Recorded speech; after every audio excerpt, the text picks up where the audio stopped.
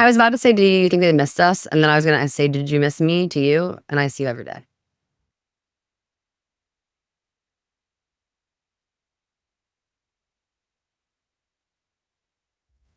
But for real, when was Gasparilla? A month ago? Sorry for early, but Babs. My house was getting a new roof, so it was very loud here. My mom was staying with me. Oh, yeah, for a For- month. A lot was going on. Love you, Mom, but We were busy. we were busy. And sometimes life just happens like that. And candidly, there's been a lot of shit brewing on in the news. So I feel like it was just so much to talk about until we were ready to talk about it. And then we sat down and tried to record 2 episodes. Yeah. We never even came out with a single product stuff. Oh my gosh, that's right. We tried to do the Epstein files, and then we tried to do my catfish, and we just could not. We recorded for like 5 hours each time. And sometimes it just doesn't work, but we are going to get into some serious shit today. So welcome back for the 4th episode. Fourth episode, fourth for horrors. Anyway, I'm Rachel. I'm Jordan. I wouldn't have met that. That's what she was going to say. You created that saying, so. Welcome back to Purge After Listening and Turn Down for What? Sorry, I will do that every episode for the rest of my life. We did miss you guys. Oh my God, the last time that we recorded was before Gasparilla, so we have not even gotten to talk about Jordan's fucking phenomenal Johnny Depp outfit, which is ironic and iconic because the facial hair was actually purchased when we thought we were going to Ohio to bust the catfish. I was going to rewear the makeup if we did a catfish podcast episode, but that didn't work out. Didn't work out. And I told everybody today on the live, the reason we couldn't do it is because like the timelines of that and another story that we're no longer talking about, it's just too difficult to separate them. So we just kept going round and round and round, and it just was a pile of poo. A pile of doo-doo. So thanks for your patience, and we will be back to your regularly scheduled content moving forward. And we really want you guys to tell us what you guys want to listen to, what you guys want to hear about and see, because as creative as we are, it's sometimes kind of hard to think of ideas. We are about to talk about some things that Jordan has a little bit more knowledge about than I do, honestly. I'm guilty. I'm guilty of not always being aware and up to date about. You know more stuff about like the Attorney General and that stuff. I just went on a deep dive in the Epstein files. This bitch was ill. She was ill for weeks. She was like, Rachel. I feel like that's why I couldn't record, because I was so deep into like the dark, like it's bad. So, and so many people are not willing to take that step. So I appreciate you. We're going to be talking on like the broad umbrella of what's kind of been going on in the world, our government, presidency, all of that. Yeah. And so I feel like each week we can give like a little bit of an update at the beginning. And I hope that more files keep coming out and don't get destroyed, because I would love to just start slamming our administration. Slamming Janet. I feel like every time I turn on either the TV, my phone, TikTok, Instagram, there is some breaking news in the last month, because our world is just kind of fucking crumbling a little bit. What do you mean how? 11 p.m. on Friday night, we went to bed and we were not going to war, and now we are. Did you see that video I sent to you? Oh, I had seen it. I think that man is actually so great. I think we should insert a clip of that whenever we get to that portion. But we're going to be talking about all the things that, again, you guys might not be interested in deep diving yourselves, but you have to know as an American, because you are in danger. At every level of this, actually. The files, the legal system, the presidency, war. We might even talk about who we think should get deployed and serve on the front lines. If you're trans living in a southern state in the middle of fucking America where you just got your driver's license revoked. At Kansas. Crazy. Yeah. So before we jump into the newly released Epstein files and all the actual chaos surrounding them, we need to take a step back for just a moment, because this story did not actually start in 2019. I didn't even realize it was 2019, but I guess it goes back decades. I talked about this on my TikTok once. Well, that's when he died. Oh, darn. Is he dead? We don't even know if he's dead, but that's anyway. When he died. Anyway, Jeffrey Epstein was a wealthy financier who for years cultivated relationships with politicians, billionaires, academics, and royalty like us, while simultaneously running what prosecutors later described as a massive sex trafficking operation involving underage girls. And when I say underage, I mean the very definition of minors, babies, 14, 15, 16, which is ironic because that's how old we were when this is all going on. The first major criminal case actually happened in Florida in 2008. And instead of federal sex trafficking charges, which were on the table, Epstein Gross. entered into a controversial plea deal in Palm Beach County. A secret deal. It was a little hidden. He pled guilty to state charges of solicitation and procurement of minor for prostitution. And what did that get him? 13 months in jail with work release, 6 days a week, I didn't realize that. up to 12 hours a day. I got more time for my shit in the Bahamas, I swear to God. But no, seriously though, the plea agreement was brokered by the United States Attorney at that time. And this person got a lot of shit. Alexander Acosta. And ironically, I've actually gone against this person, okay? It included what was the biggest mistake ever. It was a non-prosecution agreement that basically protected all the co-conspirators as well as Epstein. And nobody could basically charge him thereafter except for in the state court with this little tiny little thing. And so because the victims were not notified of the deal, it became an actual massive part of litigation because it was a violation of the Crime Victims' Rights Act, which requires that they all be notified. So from the start of this case, it has been about two things: power and protection, but not condoms. So fast forward to 2019, federal prosecutors in New York charged Epstein with sex trafficking of minors. He was arrested, denied bail. Thank God. Then, Allegedly. a month later, he was found dead in his cell. What was the official ruling? Suicide. The circumstances, malfunctioning cameras, guards asleep, prior reported suicide watch removal, fueled massive public speculation. And that's where the files conversation really kind of explodes and comes into play, because once this motherfucker died, allegedly, the criminal prosecution stopped. But the documents did not. We are talking about, and if you guys have not done your own research, then you're going to be shocked. Flight logs, contact books with all the names and numbers, search warrants, civil deposition transcripts, victim statements, financial records, grand jury material, some of which was sealed, which means that nobody can access it except for those that were directly involved. A lot of this came out through civil litigation, especially when there was a defamation lawsuit that was brought by Virginia Giuffre, against none other than the piece of shit. We're just gonna call her Maxwell because her first name does not even deserve to be pronounced at this point in time. Ghislaine Maxwell, who was just Free Epstein's longtime associate, was eventually convicted in 2021 in a federal court for sex trafficking and conspiracy. She's now serving a 20-year sentence. Even though she's trying to get out of it. Yeah. But what people are most obsessed with isn't just Epstein or Maxwell. It's the name. It's the fucking names. Exactly. People are calling this the Epstein list because the amount of names, legally speaking, is not like some neat organized client list that is labeled criminals and crimes. It is a collection of names that appears in contact books, the flight records, the manifests, the deposition transcripts, and sealed filings that people have not ever had access to, except for those that are very, very high up. And some individuals who have had access are only alleged participants. Some have been accused by victims specifically. Some are witnesses. Some simply had social or business contacts and then their names are listed in emails. So that distinction does matter because some people are included and they are being labeled as this kind of negative thing. But being named in a document does not necessarily mean that you are being charged with a crime or accused of being involved whatsoever. But when you have a network that included former presidents like Bill Clinton, Prince Andrew of the British royal family, our douchey Cheeto, Donald Trump, tech execs, billionaires, academics, basically, the public understandably wants transparency. They want to know all the names and they want to know exactly what they are in there for. And that's where the document releases come in.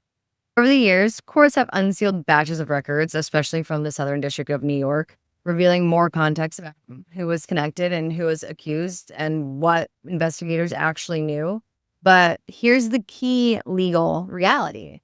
Most of these documents are from civil proceedings and not criminal conviction. Shocker. Allegations appear, affidavits appear, transcripts appear, but many people named were never charged. And I think that's important from, at least from a criminal defense perspective, that distinction between named versus charged is really critical.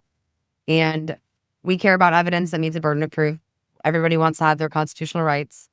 But from the public interest perspective, people want fucking accountability for how someone could operate at that scale for that long. And it seems that the only countries that are taking accountability are every country except for our own. Which is kind of becoming the theme of our entire existence right now.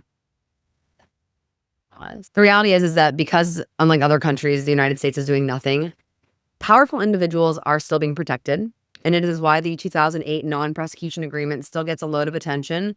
And I've made several videos about it because I think it's fucking bullshit. And it's also why the alleged circumstances surrounding Epstein's death have gotten a lot of attention lately as well, because people don't actually think that he's dead. I saw that photo. He's very much alive and he's living his best fucking life, making us all look like fools, kind of.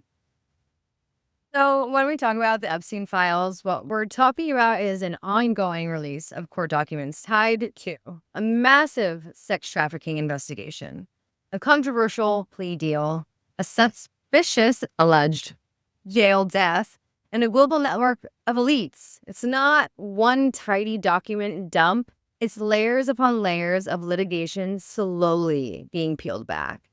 And they're not even doing it the right way, which is unfortunate. And that's why it's taken even longer. But the biggest unresolved question is not whether Epstein is guilty, because we all fucking know. That part is very, very clear. The unresolved question is basically who else knew? Who else participated?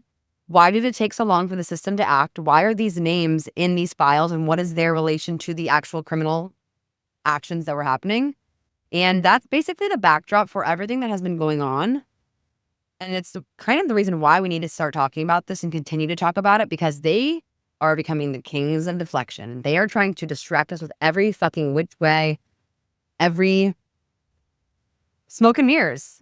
I mean, watching the Clintons testify was so frustrating because all they did was deny, deflect, and lie over and over and over again. I'm sorry, all I can think about when I look at Bill Clinton testifying is, I did not have sexual relations with that woman. And respectfully, sir, how fucking long did it take for you to come forward with that truth? But we'll sit here and we'll wait, because one day when you feel like you are slightly protected, well, actually, we all know your wife calls the shots. So when she directs you to tell the truth, then maybe you will actually come forward with what you actually know. She calls all the back shots. But also, I don't think that she had any real involvement. I think that she knows that her husband did, though. And she's obviously covering for him because they're a team. I definitely think Hillary knows a lot about the upper elites in this world. I mean, someone doesn't delete 60,000 emails before they're about to be elected president.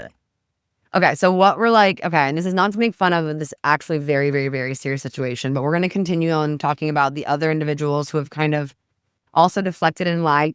Pamela Jo Bondi. Yeah. Cash Patel. Oh my God, my girl. I hope you watch this one day. I really hope that you do, and you love when I call you by your full legal government name. But anyway, these are just our opinions, nothing that's official or legit. But what is your favorite? Like, I don't want to say your favorite celebrity that's been mentioned in the files, but like, who is the most shocking to you? Because I have gone down so many rabbit holes, and this is not to make light, but there are things that I feel like we should have known, or that now that I know, I can never unknow. And I'm disturbed. For me, it was it's so much. It's never ending, but the giant umbrella, like with Lex Wexner and all of these people that owned little girl brand companies, like limited to Victoria's Secret, influenced our entire Life Touch Photos, Leon Black. It's a never-ending unearthing. Yeah. Pedophiles getting their hands into the world of children. Our world. Like, I saw this girl's video and she was so spot on. I sent it to mom, and mom started to cry in public. She was like, this is so scary, because our entire upbringing was quite literally dictated by pedophilia men who had a sexual obsession with young women and how their bodies were portrayed to the public. And somebody who had serious body image issues, thank you so much for that. Thank you. That's probably why I fucking hate you. But also, every single store that we ever shopped at, limited to Bath & Body Works, Victoria's Secret, every single one of them was literally being driven by these disgusting human beings. Chris. Was there a certain somebody or something that shocked you the most in the files that you found? I feel like there's two things, like maybe not shocking, but like I felt like I should have known. Justin Bieber. That shit made me sick. Like just going back and watching the videos, like the children video, and sorry, I knew that whole dance, and the fact that I did not even think to question why this is the weirdest video I've ever seen. All those things and yummy, all that stuff. And then Ellen DeGeneres girl, what the fuck? The number one cannibal, like what is wrong with you? And I actually don't doubt that at all, because it would make a lot of sense given the people around you that have all unalived themselves since. I mean, her studio stage literally looked like Jeffrey Epstein's island temple. I mean, think about it. If you're Twitch and you're on that stage every day, That is so heartbreaking. sick and sad. There's been so many people that have died that they say are now linked to this that had information. I mean, there were 4 celebrities that were working on a film called The Silent Children. What? Wait, I didn't know this. Avicii, Shut up. Chester Bennington, Chris Cornell, and Anthony Bourdain, all 4 unalived themselves while working on this film. They're so dedicated to find out what was happening with human and child trafficking, the 8 million children that go missing every year. And they were definitely honing in on something because People wanted the nun. You know who wasn't surprising though? Diddy, you fucking slut. You're nasty. You're a nasty, nasty dude. I don't mean to laugh at that, obviously. No, we have to laugh though, or else I will actually have a breakdown, which is what happened the last time, which is why we have to keep this funny. I also was going to try to be funny, but I don't think this is funny, but I kind of just want to do it anyway because I'm an asshole. What about the cherry chain? Everyone's cherry chain. Play chains. What about y'all? We are believers. We literally have seen him in concert. Our cousin has seen him so many times. I used to swear that I was going to be a backup dancer for him. I was already a lawyer, so that makes no sense whatsoever. But the fact that that man was just crying for help, it makes me very sad. We won't even get down the rabbit hole of like Selena Gomez and shit because that's a whole nother day. I was going to say, don't even get me started on those because I have conspiracies coming out of my eyes, ears, and ass. So Kirsten and her friend, they did a PowerPoint night and they did each person pick the conspiracy. She did Princess Diana. Oh, Who's also in the fucking files. They killed her. It's so fucking great. 9/11, conspiracy. Conspiracy or not. Titanic, conspiracy. So JP Morgan started. It's insane. But they were going to do conspiracy theories next week because I'm into that. And guess what? They're all connected in some way to this. Isn't that fucking funny? I have a lot. It could be very long. I was going to say, we might have to break this down into multiple parts. But anyway, I think this is kind of like where we wanted to at least summarize because the Epstein files is kind of where everything started, where things started going to shit a month ago. Because then what ended up happening is our lovely girl, our girly pop Attorney General Pamela Joe Bondi continued the deflecting and lying and committing actual crimes before our eyes and acting like we cannot see her. She's actually such a disgusting piece of shit human being. I'm sorry. There's no other correct terminology to describe that woman.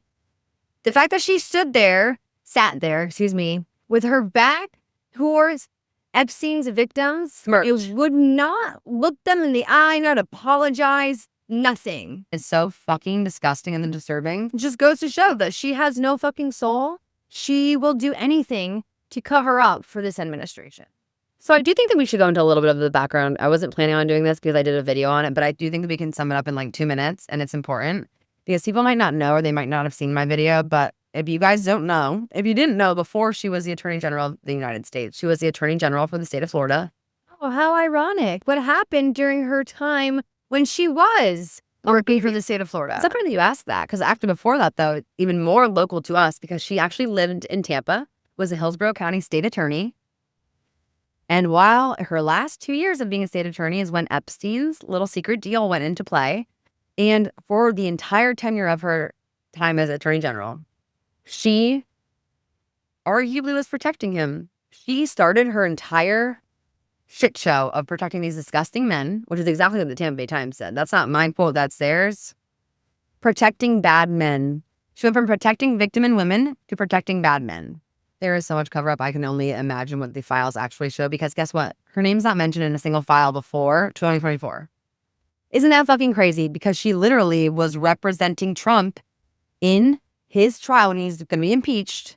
That's how she started her like public association with him. That would be physically impossible if she was Florida's attorney general while Epstein was convicted. There would be emails about her. 100%. And because people have now called into speculation, there was a law school professor that said she had the option. She could have charged him as new evidence came out. There was the prosecution agreement with the federal prosecutors. Technically, unless there was new evidence in the state courts, it would have been hard to prosecute her. But there was always new evidence. Like every month, there was new evidence that was getting undone.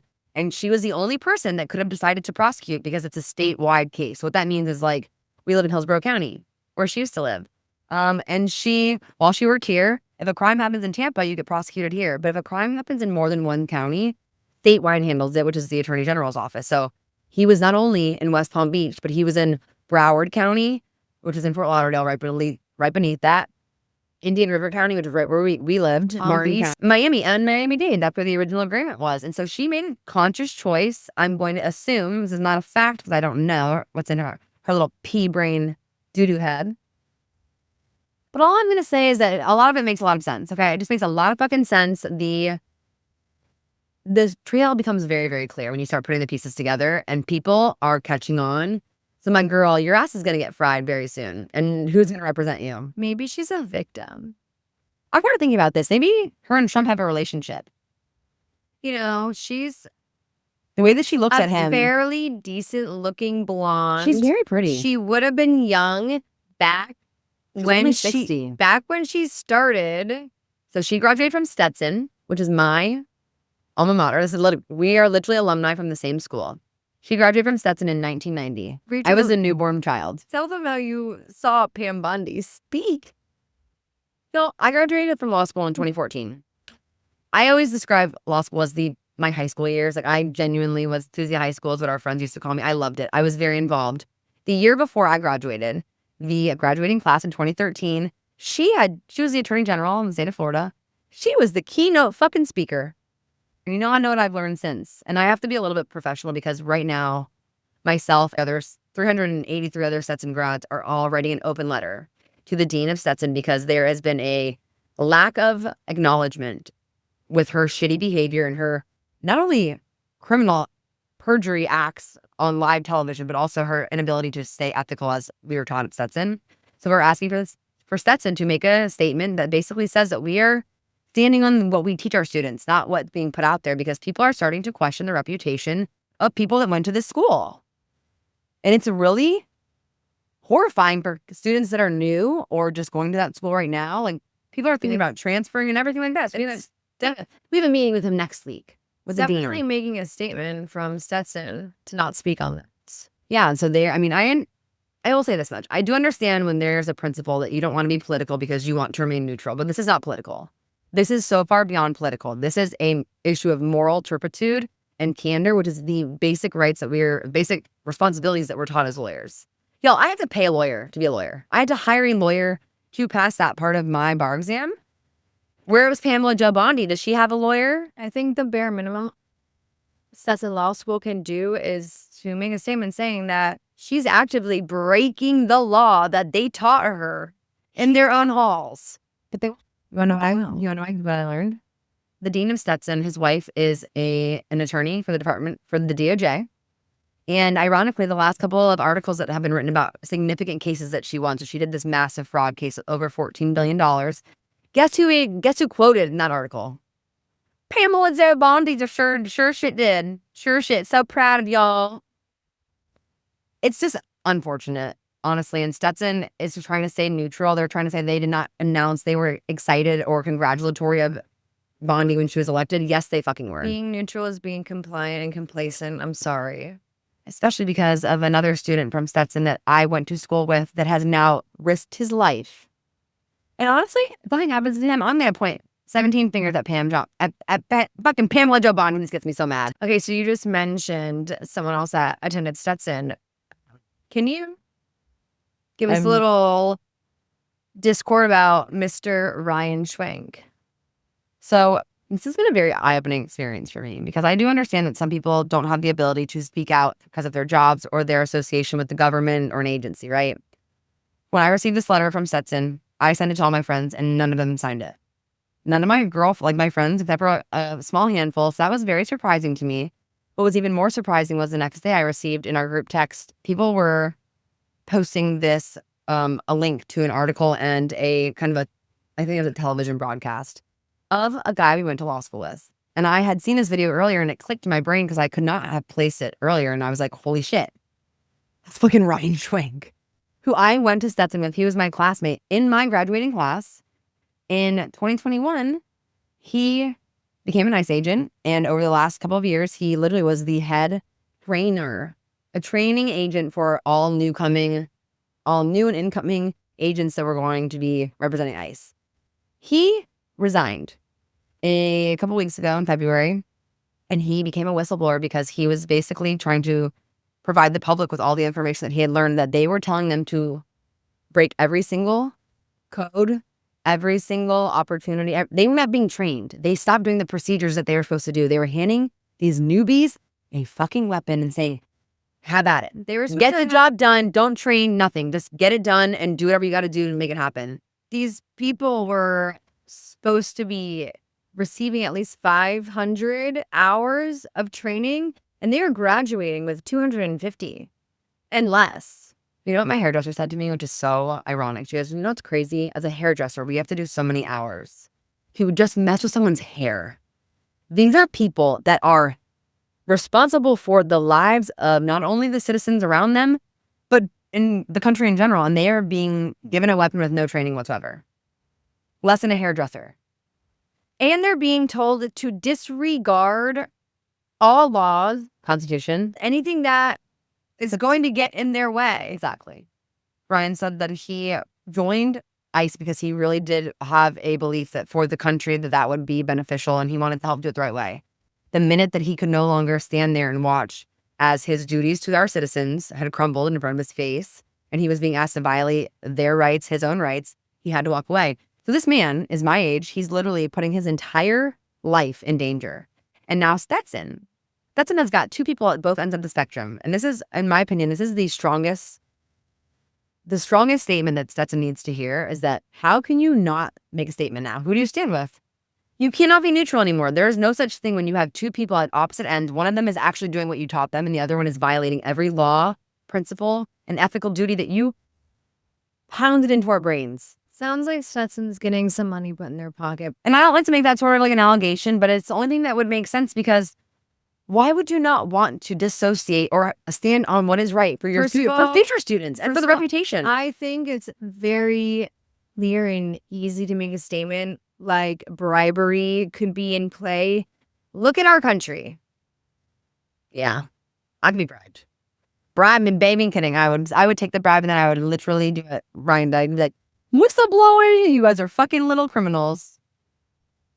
But anyway, I feel terrible for him because I don't think that he's gotten the recognition that he so rightfully deserves. And we do have a meeting with Stetson next week, myself and a couple of the other alumni. I'm not in charge of this, thank God, because it's so much stress and pressure, but my friend Johnny is, and he's done a wonderful job. I will link his podcast because he's a divorce lawyer, so this is kind of out of his element, honestly, but he is very well spoken and very knowledgeable, and I was asked to be a guest on that last week. So we'll share the link in the caption. So if you guys want to listen to it, you can. It's not terribly long. And it just kind of talks about the initiative of Stetson and the concerns of future students that are already talking about transferring because they don't want to be associated with a school that has no balls or backbone. So it's kind of interesting, though. And the reason that we wanted to kind of group all of this together in one episode instead of breaking it down like we had originally planned to do is that literally everything is connected. Everything is fucking connected. I have seen so many videos, and these are not conspiracy theories anymore. They're actually like linked with proof and facts that these are things that have all been discussed. So, we go from talking about Pam Bondi, Trump, the absolute fucking gymnastics and shit show that is happening around their statements, testimony, and essentially what the public is saying with all that. But it leads us into something that is way bigger, and it is happening right now. And it is very scary because obviously none of us have really been through this before. And while people are sitting around arguing about silly things, well, they're not silly, but in the grand scheme of what's greater, while people are arguing about perjury and political loyalty ties in Washington, the United States has now decided to take it upon them fucking selves and has become involved in a rapidly escalating conflict with Iran. Jordan mentioned it earlier. Friday night, we all went to sleep. 11 p.m., a phone call was made, and we all woke up on Saturday morning. We are at war. And this is not a small headline. This is something that has been escalating, I think, for a very long time, and it's been something that was planned. And now it's not. I don't think it's being used to deflect. I think this is just part of a master fucking plan, which, again, could be one of the biggest geopolitical escalations in decades. So before we start throwing opinions around, we thought it would be kind of helpful to kind of just take a step back and explain what actually happened, how we got here, and why the entire world is watching this right now. Basically, this is like the perfect example of purge. Like, this is the stuff you guys don't want to actually do the deep research on, and now we're here to help you guys get through it. So it's stuff you should know, you must know, and then you can just go all in and then do it at what you will. I mean, this war is going to involve the entire world.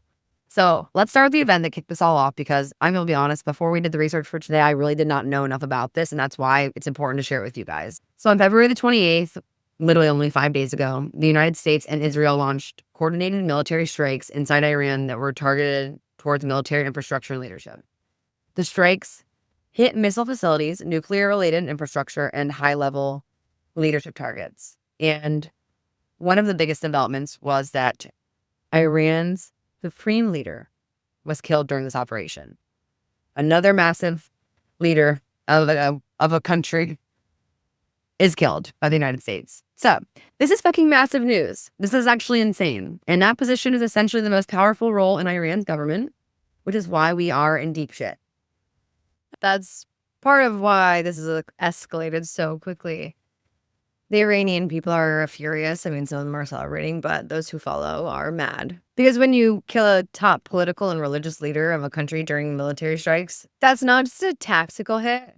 That is something that Iran sees as an existential attack on its government.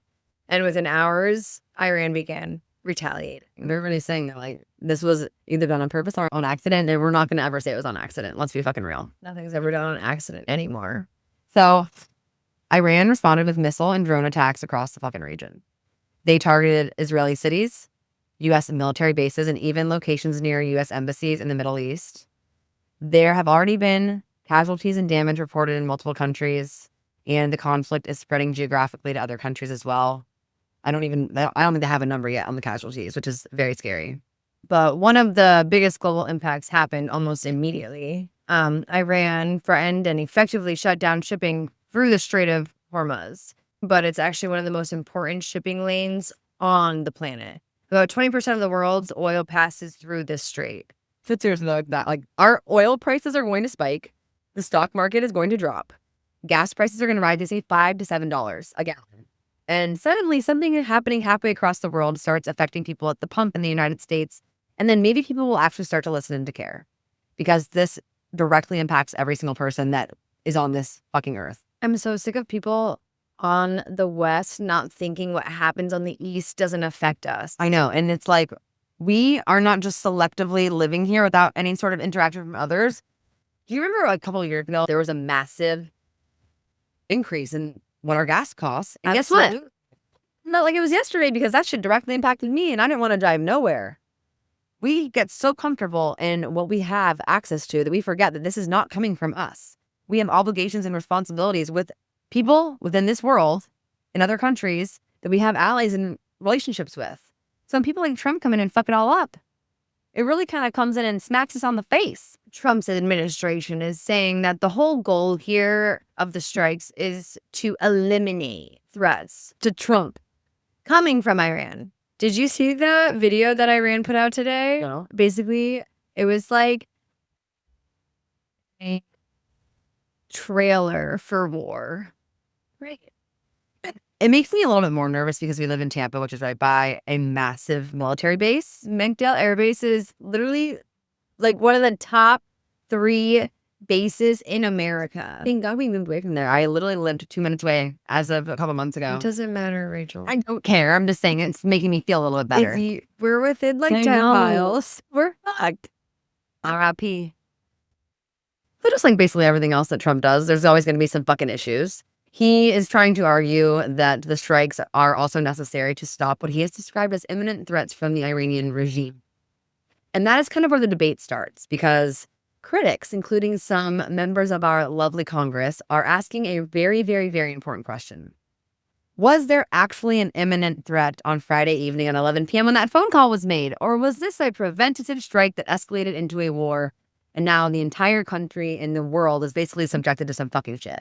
So this is where the legal side of things kind of gets interesting. Because the U.S. Constitution, Congress technically has the authority to declare war. And a lot of lawmakers are asking why Congress wasn't consulted before the strikes happened. As proud as I am that Jordan knows a lot more about the Constitution than I realized, as a lawyer, this is when I started to pay attention, because when a president orders large-scale military action without congressional approval, the administration usually argues one of two things. They're either going to argue that, number one, the country was under an imminent threat, or number two, the action falls under the president's authority as our commander-in-chief.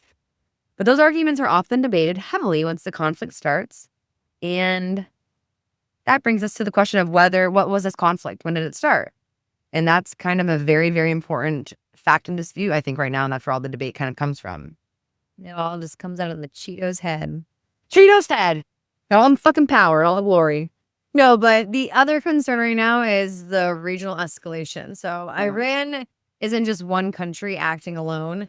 They have alliances all throughout the East. Right, it's fucking, like, I think they've got groups in Lebanon, Iraq, Syria, Yemen.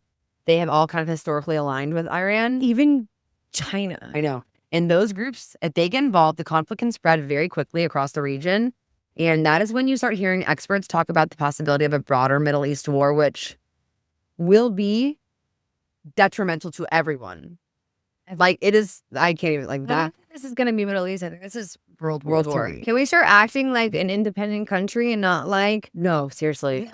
dick sucker of another country? I'm sorry. No, Brandon and I talked about this today. How much money do we get to Israel? Like, what the fuck are we doing? $8 billion for what? So they can have free schooling and So free they abortions can whenever they want? Murder mothers, children, everyone in hospitals, decimate Gaza, and then start a war in Iran, support it?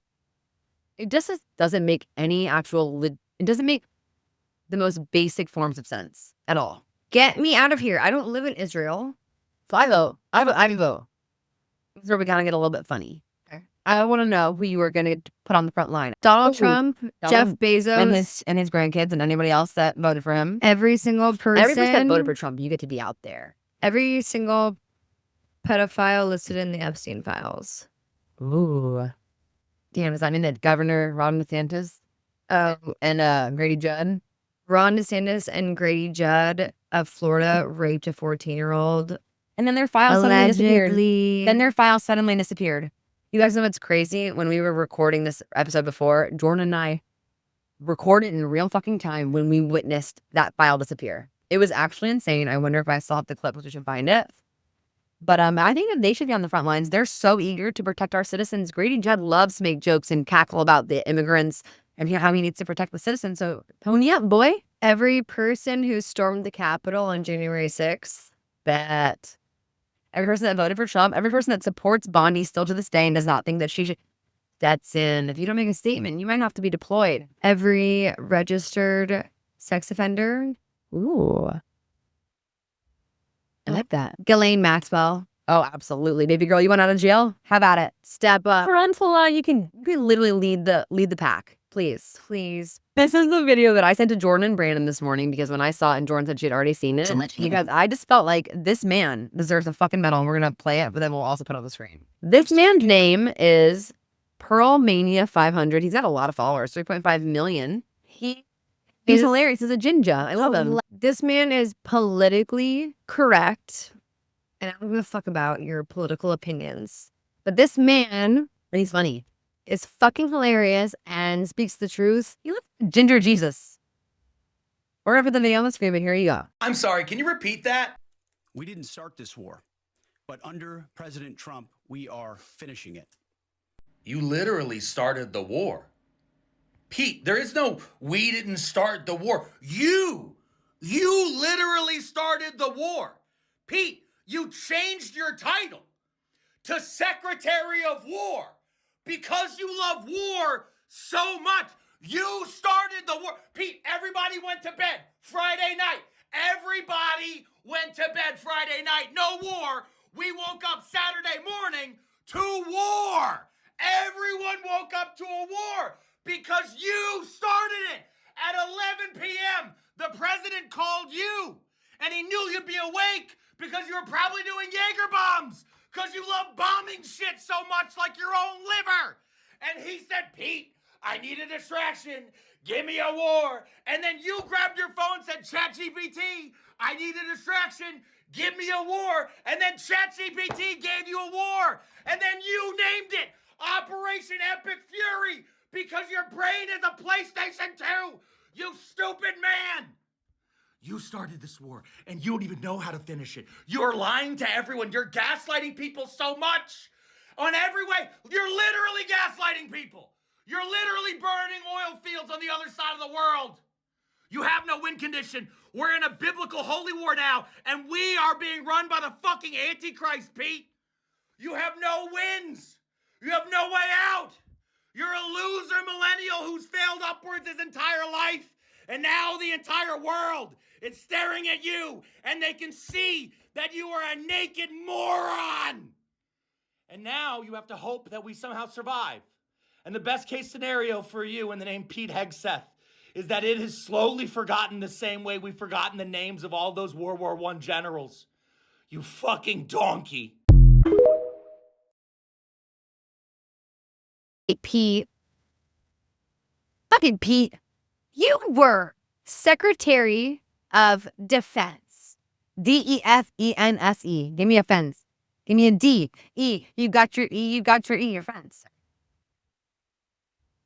Cheerleading Tourette's that just can't stay buried.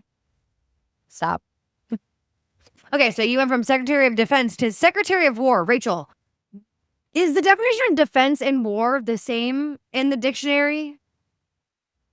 No, for 300, Jordan. Actually, absolutely fucking not. Is there a difference between the title of Secretary of Defense versus Secretary of War? So what's interesting about this is that I just learned that this actually originally used to be called the Secretary of War.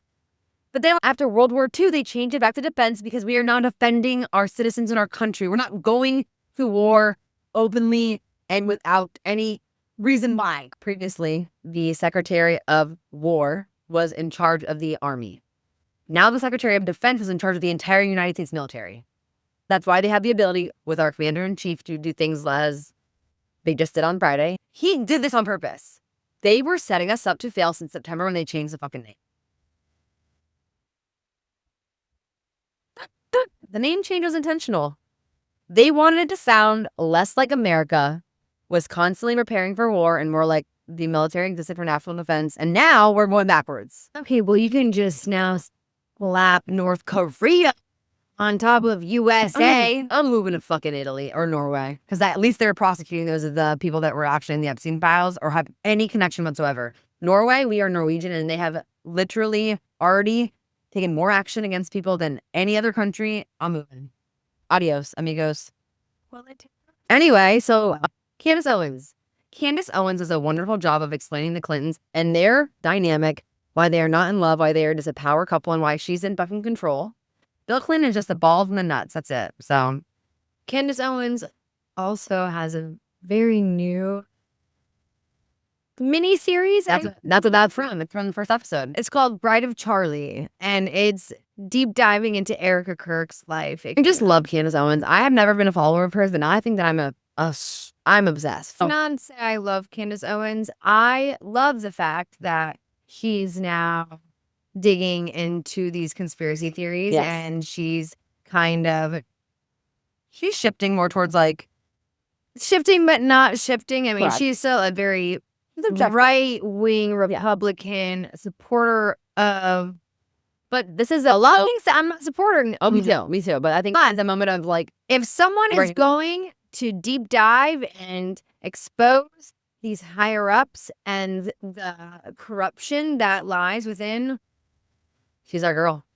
I'm sorry. You have to laugh during traumatic times. You also cry. You'll panic and you'll crash out. And we don't like that here. We're purging. We're purging after we're listening. So we just purged. Y'all listened. Okay. So are we all in agreement that next week we're going to do conspiracy theory? So if you guys have a conspiracy theory that you want us to do a little bit of a bit on, send it to us because it's going to be really fun. Not fun, but like I'm doing PowerPoints. Why? I believe in so many.